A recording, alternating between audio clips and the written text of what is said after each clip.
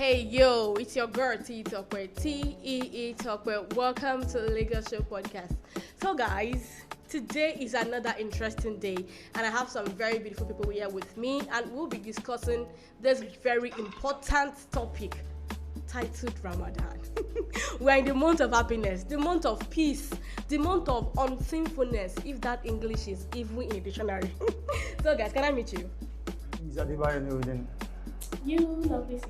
My name is Okola Alimat. Alima, how you doing? I'm fine. Nuri, how are you? Good. You know why you're not smiling? You're too serious. Good. Tomorrow is my own illegal. Yes, I'm doing my own little now tomorrow. No, the Ramadan is already past. So you guys should not worry. I'll call all of you to come and eat with me tomorrow. Okay, so Nuruddin, how is Ramadan for you generally? How has this month been going for you? Alhamdulillah, we give thanks to God. Ramadan has always not been easy. Okay.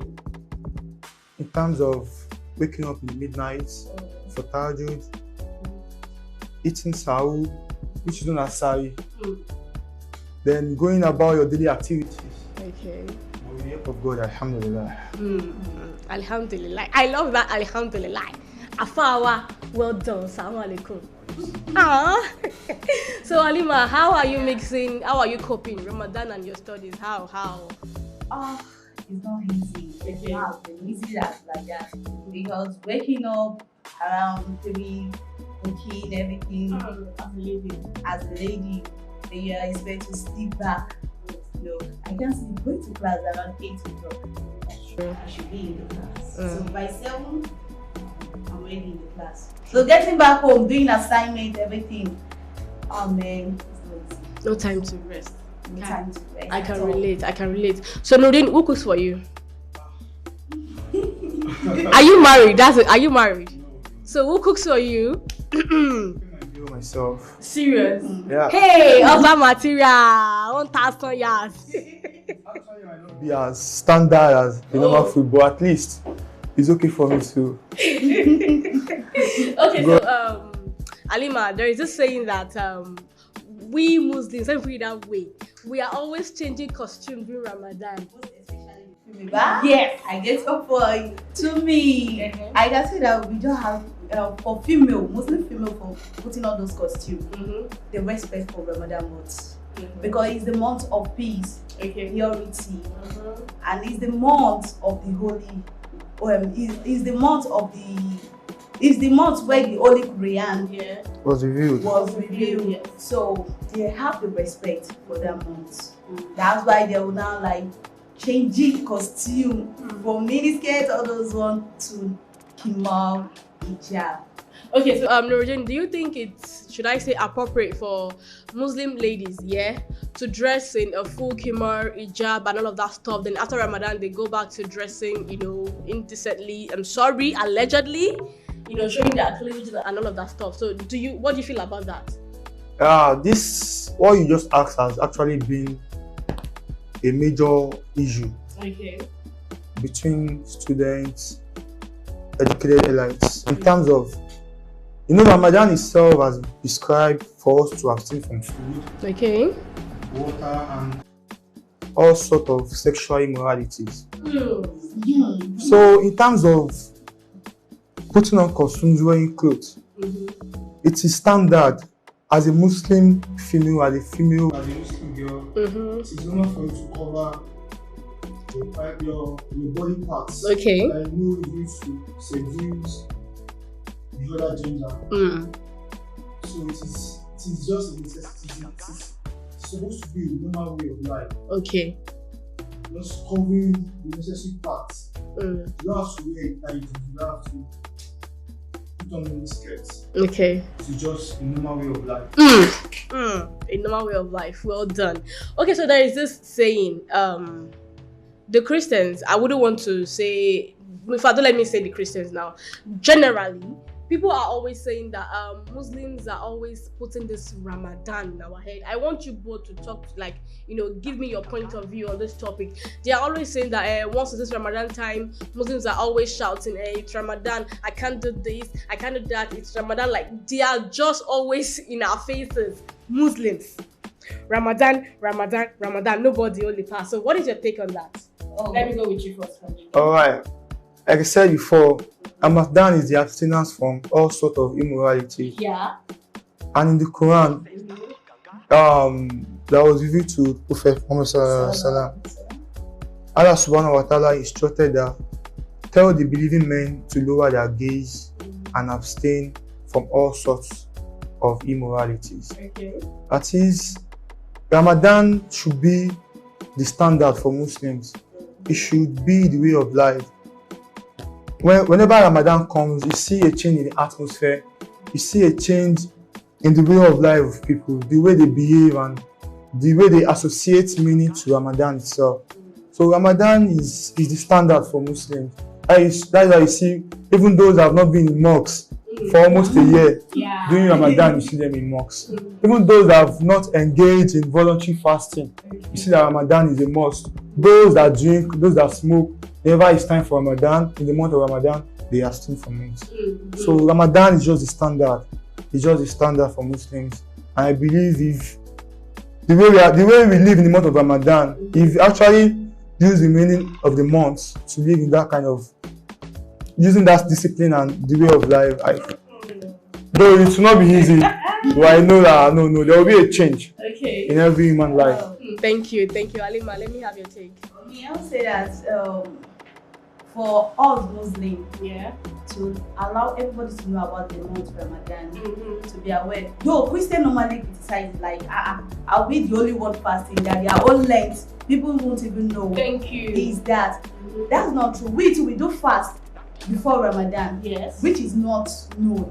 But because Ramadan is a special month, is a month that the Prophet even said, Sallallahu Alaihi Wasallam, Allah said we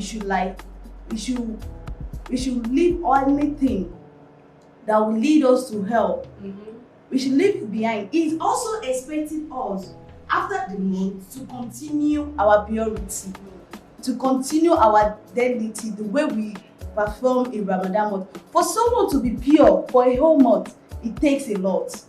For you to sustain for a whole month, it takes a lot for you. To survive throughout that month, you can, if you determine, that's determination. Determination, that's the word. If you determine, discipline. If you determine, you can run throughout your lifetime, be holy. So for Christians to be saying that maybe the month, they can see it plainly, because danger like stealing, like smoking, like dressing indecently in the month of Ramadan normally reduce. So it's just because we human beings, that Ramadan month, after that Ramadan month, don't pack itself like this. Everything don't come back to normal. Which the Prophet said we should maintain it, but we are not. Thank you for that insight.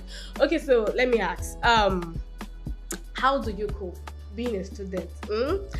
Usually there's the way you guys like to greet each other. Let's say the guys hugging you, the ladies, how you guys relate before Ramadan. So Alima, how do you cope with the opposite sex, like try to touch you somehow or come close to you, wanting to hug you, come close during Ramadan? How do you cope? Without offending them. How? It's just that most of them will like, Alaja, you are fasting, don't let me touch you. Alaja, it's fasting period, don't let me hug you. You understand? Them too, they do have respect for Ramadan. They understand it is standard. They understand, they do have respect for Ramadan. So once it's that month, everybody class themselves like, it's Alaja. In short, one language, talking about the other language. I get you. You get it? I get it. So they don't even, to say it like this, it will be scary for them. Like in the month of Ramadan, I can't say such to Alaja. I can't do this to Alaja. So the respect is there more for we Muslims, we female Muslims in Ramadan. In short, if you want to even go up a bus, going anywhere, they're like, Alaja, you are fasting. Don't push Alaja. Alaja, I'm down well. You understand all those type of things. So I don't know. So I know That's nice. See, the month of Ramadan is a very beautiful month. I'm sure that everybody can relate with that. Okay, so there is this question that's been bugging my mind. You guys know me, I like to ask questions, so I like to ask questions. So I want to ask, Yahoo guys, allegedly, the Muslim Yahoo guys that are doing Yahoo, is it that during Ramadan they will stop? How do I call it? They will stop what that thing called sashaying, and after Ramadan they will continue. Nuruddin, what's your take on that? Do you think that the Yahoo guys allegedly will stop doing their Yahoo stuff and continue after Ramadan, or would they still continue during Ramadan? All right. What do you think? You know, basically, as humans, whenever you find your intuition, you find an intuition on an issue, probably you want to steal, then you're having double mind.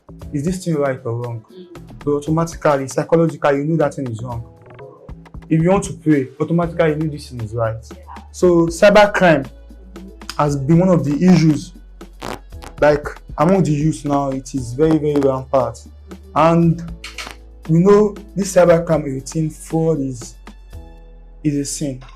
In fact, it is one of the major sins. And the critical thinking is they believe is their hustle. They call it hustle. It's their way of making money. You see, even people out of that money they make in Yahoo, they do Sarah, they do Zakat and Sadaqah out of it. So, but the reality is, that God has said in the Quran that Lakum dinukum waliyadin, for you your way, for me my way. So, the answer to what you just asked is, I'm not in the right position to give you an answer to that, because God is the one in charge of giving each and every one of us our accounts. The account is going to depict each and every one of us, whatever we've done. So it is left for the Almighty to decide the ramifications of their actions. So that's my opinion. That's it. Orokanka. From our Sheikh Nuruddin. Well done, sir. Guys, see, I am here enjoying myself, and I'm sure those of you that are listening to me will surely enjoy yourself. Like, I have learned something, and I'm sure that you also will learn something out there. So, guys, please, what is your advice for people out there during Ramadan? Just give us your advice generally. Alima, let me start with you. Okay, for me, I would, most especially female, I would just like to specify female, because we are the one that we all know that in Ramadan. You even allow people to know that this is the month of Ramadan. Yeah. The way we do our things. For female, I would say that I will even plead that after Ramadan, we should not stop the holiness. Okay. Because most of female now, holy Elijah, the 5 salats that we are performing, we should continue that one. We should not allow after Ramadan, we should not like, we should be postponing it. I will pray. But in this Ramadan, you are praying. 2 o'clock, you find them in mosque praying. 4, they pray. We should continue that. Then our dressing, our mode of dressing also, we should not go back to the other dressing that we already done. Because we already allowed to. We are not deceiving him though. Yeah. We are deceiving ourselves. I say that check out. Because it seems that deceiving, I drop this sin. I don't in Ramadan month I'm holy. After Ramadan, I now pick that sin that I dropped at the last month. It's like going back to what I dropped. Since you have dropped it, our advice is not to go back there. We should just go straight forward and add more to our human. Thank you. Our Sheikh. Alright, my advice to everyone out there is, even this Ramadan, we should go on with completing our daily salats, the 5 daily prayers, wake up in the midnight to observe Tahajjud, and according to the calendar, we are approaching the last 10 days of the Ramadan, and this is where Laylatul Qadr comes in. It is the diver of change, the night of destiny, where whatever you are asking Almighty for, He will. answer your prayer. So I urge every Muslim out there, continue doing you in the aspect of continue praying. Make sure your fasts are consistent. Don't gossip, because don't gossip. They are leaking buckets. Yeah, they are leaking buckets. Do you understand? So you don't. Okay. You pray, and in the end, make sure you assist whoever you are capable of lending help to. I feel that. See, I really enjoy my time with you guys, Alima and Noreen. Thank you so much for coming to this show. I really enjoyed my time. So guys, we have come to the end of today's show. I am sure that you have loads of questions for us, so drop them in the comment section. I remain your very beautiful host, T Talkware, T-E-E Talkware. This is a Lagos Show podcast. Catch you all later. Gracias.